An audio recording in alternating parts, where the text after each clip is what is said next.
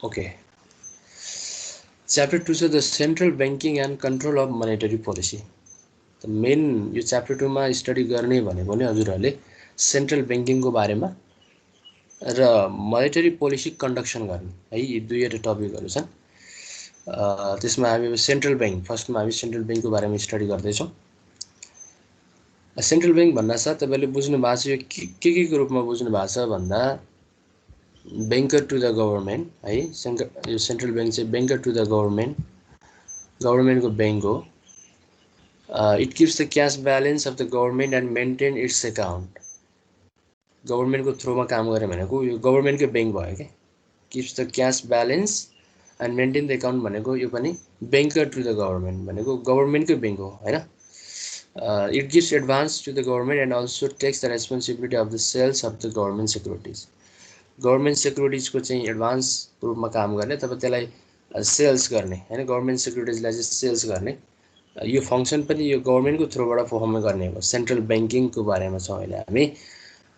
Specially it provide the function as the government bank हैन, government बैंकको थ्रुबाट नै यसले के गर्छ त भन्दा फङ्सनहरू चाहिँ प्रोभाइड गर्ने हो। इट अल्सो म्यानेज पब्लिक डेप्ट and give advice to the government on various financial matter. अहिले पब्लिक डेप्टलाई म्यानेजमेन्ट गर्ने, त्यसै गरी भेरियस गभर्नमेन्टको चाहिँ फाइनेन्सियल म्याटरहरूको बारेमा चाहिँ एडभाइस दिने हैन, त्यो काम पनि यो सेन्ट्रल बैंकले गर्ने हो। The central bank of the country control the bank advance और bank credit issue paper note etcetera. अब यसका फङ्सनहरूमा आउँछन्, यो अहिले पछि पनि आउँछन्। यसले एडभान्स दिने, त्यसै गरी त्यसलाई हामी बैंक क्रेडिट भन्ने भयो हैन, पेपर इस्यु गर्ने, नोट कोइनहरू इस्यु गर्ने, यस्ता यस्ता एक्टिभिटिजहरू चाहिँ यो सेन्ट्रल बैंककाहरू छन् हैन। यो चाहिँ अहिले गभर्नमेन्टको थ्रुबाट चाहिँ यसले फङ्सन पर्फर्म गर्ने भएको हुनाले यो यति पेरिफेरी चाहिँ के को रूपमा छ, यो अहिलेको तपाईँहरूले भर्खर हेर्नु भएको यो दुई चारवटा सेन्टेन्स चाहिँ के को पेरिफेरीमा छ भने बैंक अफ द गभर्नमेन्ट, गभर्नमेन्टको बैंकको थ्रुबाट नै काम गर्ने भएको हुनाले यसलाई चाहिँ हामी सेन्ट्रल बैंक भन्छौँ भनेर चाहिँ यहाँ यो राखिदिएको छु मैले। र अरू पनि यसको फङ्सनहरू धेरै छन् गभर्नमेन्टको थ्रुबाट चाहिँ पर्फर्मेन्स गर्ने अथवा सेन्ट्रल बैंकको रोल्स अथवा फङ्सनहरू हैन। पहिलो कुरो त अब हाम्रो मनी सप्लाईलाई हेल्प गर्नको लागि यसले के गर्छ त भन्दा issue the note coins and circular them in the economy हैन। यसले चाहिँ नोटहरू कोइनहरू चाहिँ इस्यु गर्ने र त्यसलाई चाहिँ इकोनोमीमा सर्कुलर गर्ने हैन, त्यसलाई चाहिँ कन्ट्रोल गर्ने काम पनि गर्छ। त्यसलाई हामी मनी सप्लाईको कन्ट्रोल भनेर भन्छौँ हैन, मनी सप्लाईको कन्ट्रोल भनेर भन्छौँ। र त्यसै गरी यसले चाहिँ मोनेटरी पोलिसीहरूलाई चाहिँ फर्मुलेट गर्ने र इकोनोमीमा चाहिँ प्राइस स्टेबिलिटी मेन्टेन गर्ने काम पनि गर्छ हैन। डिफ्रेन्ट गुड्सहरूको चाहिँ इन्फ्लेसन लाई कन्ट्रोल गर्ने काम भन्नु नै यसले चाहिँ प्राइसलाई स्टेबिलिटी गर्ने पनि हो।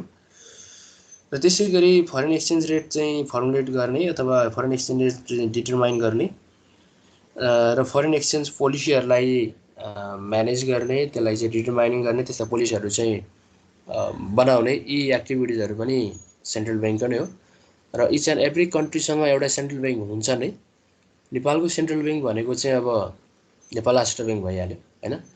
र सम्पूर्ण सेन्ट्रल बैंकले चाहिँ के को थ्रुमा काम गर्छन् त भन्दा गभर्नमेन्टको बैंकको थ्रुमा काम गर्छन् है, गभर्नमेन्टको बैंकको थ्रुमा चाहिँ काम गर्ने भए।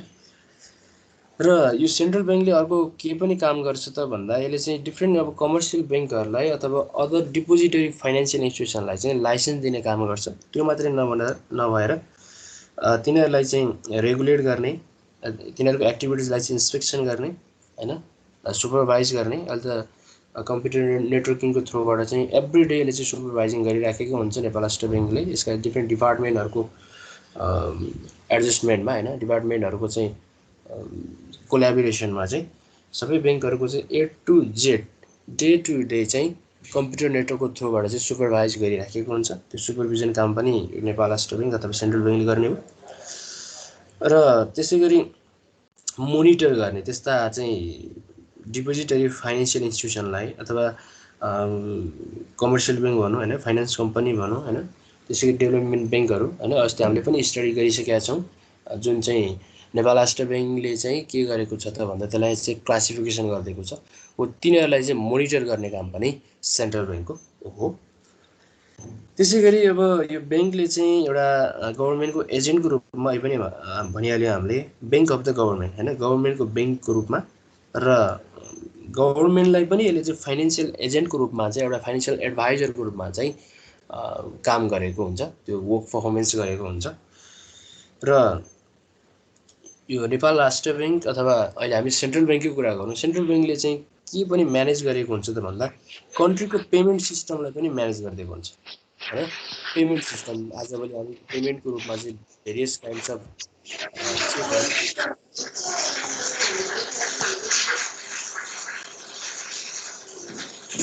मैले प्रवेश कोइरालालाई म्युट गरिदिएँ है, ल आफै गर्नुभयो।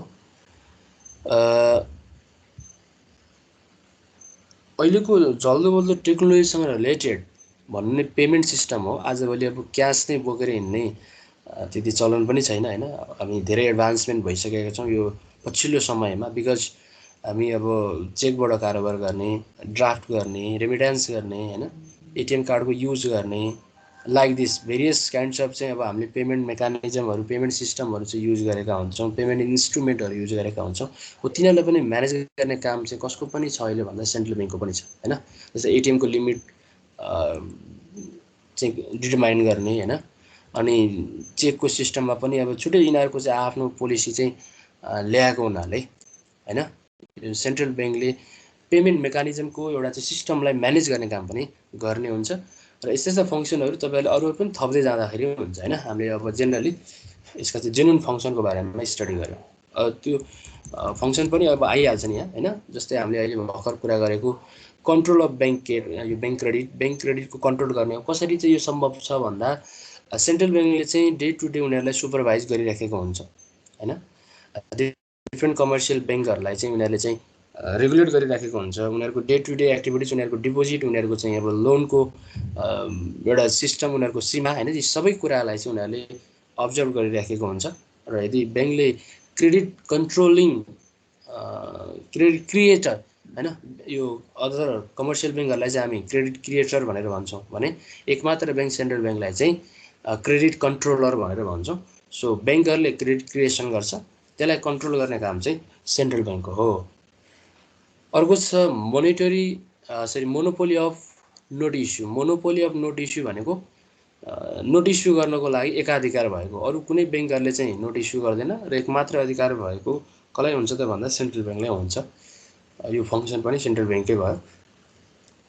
The banker to the government, गभर्नमेन्टको ब्याङ्क भयो। सबै सम्पूर्ण कामहरू चाहिँ गभर्नमेन्टको थ्रुबाट गर्ने हैन, पब्लिक डेब्टहरू म्यानेजमेन्ट गर्ने, अनि डिफ्रेन्ट फाइनेन्स मिनिस्ट्री अथवा यता इकोनोमिक पोलिसी, मोनेटरी पोलिसी बनाउनको लागि गभर्नमेन्टलाई चाहिँ एडभाइजरको रूपमा चाहिँ काम गर्ने हैन। गभर्नमेन्टको थ्रुबाट चाहिँ रेभिन्यू कलेक्सन गर्ने, एक्सपेन्डिचरहरू चाहिँ फर्मुलेट गर्ने, यी आदि इत्यादि यो अल एक्टिभिटिज गर्ने भएको हुनाले सेन्ट्रल ब्याङ्कलाई अर्को यसको रोल भनेको ब्याङ्कर टु द गभर्नमेन्ट, अथवा यो सेन्ट्रल ब्याङ्कलाई नै ब्याङ्कर टु द गभर्नमेन्ट पनि भनेर भन्छ। The banker to the other bank, other ब्याङ्कको ब्याङ्करको रूपमा भनेको यो चाहिँ प्यारेन्ट कम्पनी हैन, प्यारेन्ट्स भन्छ नि, र चाहिँ त्यो ब्याङ्कको अन्डरमा सम्पूर्ण ब्याङ्कहरूले आफ्नो चाहिँ फङ्सनहरू चाहिँ फर्मुलेट गर्नुपर्ने हुनाले यसलाई हामी प्यारेन्ट्स कम्पनी पनि भनेर भन्छौँ। त्यसै गरी lender of the last resort हैन, जुन कम्पनी चाहिँ, जुन अब ब्याङ्क चाहिँ यदि लास्ट स्टेजमा पुगेको छ भनेको उनीहरू चाहिँ एकदम फाइनेन्सियल क्राइसिसको स्टेजमा चाहिँ पुगेको छ, रन भएको छ, यदि ब्याङ्क्रप्सी हैन को अप्सनमा पुगेको छ भने त्यो टाइममा त्यो ब्याङ्कलाई फेरि उनीहरूले चाहिँ के गर्छ, सेन्ट्रल ब्याङ्कले चाहिँ सपोर्ट गरेर हैन, सेन्ट्रल ब्याङ्कले चाहिँ उसलाई चाहिँ फेरि रिभाइज गरेर चाहिँ अगाडि लिएर आउने काम गर्छ। त्यसलाई नै हामी the lender of the last resort पनि भनेर भन्छौँ। यो अहिले पछिल्लो अहिले हामी पनि डिटेलमा स्टडी गरिहाल्छौँ यो मेन टपिकहरूलाई चाहिँ है। मेन चाहिँ टपिकहरूलाई हामी डिटेल स्टडी गर्छौँ। मेन भनेको यहाँ तल तपाईँले देख्नु भएको छ, यो 2, 4, 5वटा टपिक चाहिँ अलि मेन भयो। यिनीहरूमा हामी अहिले अलिक अझ बढी फोकस गर्छौँ, यसको अलिक डिटेलमा गएर चाहिँ कुराकानी गर्छौँ। त्यस्तै गरी अर्को control and supervise of other bank, अरू ब्याङ्कलाई चाहिँ कन्ट्रोल गर्ने, सुपरभिजन गर्ने हैन, यो कामहरू भइहाल्यो। The custodian of the national golds and foreign exchange reserve, custodian भनेको चाहिँ यसलाई चाहिँ हामी के भन्छौँ भने सुरक्षित हैन, सुरक्षा दिने अथवा कन्ट्रीको national board of foreign exchange रिजर्भको चाहिँ एउटा कस्टोडियनको रूपमा चाहिँ काम गर्ने होइन, उनीहरूको चाहिँ एउटा रेखदेख एउटा संरक्षकको जस्तो रूपमा चाहिँ काम गर्ने, यो पनि एउटा सेन्ट्रल ब्याङ्कको रोल नै भयो, यो चाहिँ फङ्सन नै भयो। र अर्को चाहिँ maintenance of the foreign exchange rate, यो त यसको डे टु डे फङ्सन नै भइहाल्यो। Day to day foreign exchange रेटलाई चाहिँ डिटरमाइन गर्ने र त्यसलाई मेन्टेनेन्स गर्ने काम, र ब्याङ्कहरूलाई चाहिँ पर्मिसन दिने foreign exchange rate day to day चाहिँ फर्मेट गरेर फरेन एक्सचेन्ज गर्ने चाहिँ एक्टिभिटिजमा चाहिँ ब्याङ्कहरूलाई पनि पर्मिसन दिने र उनीहरूलाई मेन्टेनेन्स गर्ने काम चाहिँ सेन्ट्रल ब्याङ्कको भयो। र यी त भयो यिनीहरूका चाहिँ फङ्सनहरू भनेको सेन्ट्रल ब्याङ्कको फङ्सनहरू। अब हामी अलिकति जेनरल यसको चाहिँ टपिक होइन, यसको चाहिँ अलिकति मेन फङ्सनतिर जाउँ। कन्ट्रोल अफ मनी सप्लाई, यो फर्स्ट अप्सनमा देख्नु भएको छ तपाईँले। अब हुन त यसका फङ्सनहरू धेरै छन्, 12-15वटा नै छन् होइन। अब अरू पनि हामी थप्दै गयो भने 20-25वटा पनि हुन्छन् होइन, स्मल फङ्सनहरू पनि हामी जोड्दै गयो भने। र अहिले हामीले स्टडी गर्न खोजेको चाहिँ मेन फङ्सनहरू यसको चाहिँ होइन, जसले गर्दा चाहिँ होल इकोनोमीमा नै यसले कन्ट्रोल गर्न चाहिँ सकेको हुन्छ। हुन त अरू फ्याक्टर पनि हुन्छन्, अरू फ्याक्टरले अब कमै चाहिँ अब इफेक्ट पार्यो भने अहिले हामीले यो स्टडी गर्न गइरहेको टपिक जुन छ यहाँ तपाईँले देख्नु भएको छ, यो टपिक चाहिँ के हुन्छ भन्दा यिनीहरू चाहिँ मेन टपिकहरू हुन् जसले चाहिँ हाम्रो इकोनोमीमा नै होल चेन्जेस ल्याएर आइहाल्छ। यस्तो फ्याक्टरलाई चाहिँ कन्ट्रोल गर्न सकिएन भने त्यो फ्याक्टरले त्यो चाहिँ रिजल्टले जेनरल पब्लिकलाई पार्ने इफेक्ट र अदर यो सेन्ट्रल ब्याङ्कको फलोयाई भनेको अनुयायीहरूमा एक प्रकारको पार्ने इफेक्ट र गभर्मेन्टलाई पर्ने इफेक्टहरूको बारेमा यो चाहिँ स्टडी गर्दै यस्तो फ्याक्टरहरूलाई चाहिँ मेन स्पेसल्ली चाहिँ सेन्ट्रल ब्याङ्कले के गर्नुपर्छ त भन्दा फोर्सफुल्ली चाहिँ यस्तो फ्याक्टरमा चाहिँ उसले आफ्नो रोल अथवा फङ्सन चाहिँ पर्फर्म गर्नुपर्ने हुन्छ है त।